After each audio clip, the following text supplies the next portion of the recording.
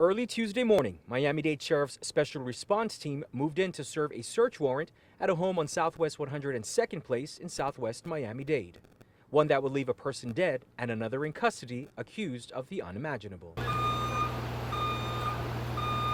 Investigators say the warrant was part of an operation led by the Internet Crimes Against Children Unit, focused on an individual suspected of viewing and distributing child pornography. In this particular case, an over 1 year investigation where the victims of child pornography and sexual abuse range from the ages of infancy to 6 years of age. Deputies say when they got to the home, they made contact with 2 adults and a child who were safely removed from the home. But moments later, the situation turning deadly. At which point, a subject armed came to the door and confronted our deputies.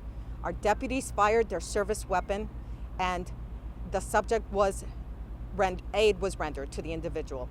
That individual succumbed on the scene and passed away. It remains unclear how many deputies fired or whether the person shot and killed fired his weapon.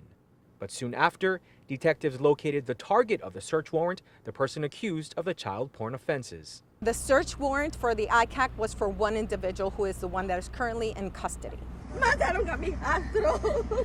And in the middle of the chaos, this woman rushing home from work, learning that deputies had just shot and killed a loved one. And as questions continue to swirl around exactly what happened inside that home, the sheriff says the focus remains on safety and transparency and has this message to share. I ask the community that if you have evidence, if you see something, this kind of a crime, the most heinous crime you can imagine.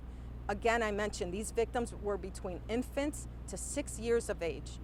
Please let us know. You can report it even through Crime Stoppers that allow us the opportunity to protect these innocent victims and not allow them to have more victims.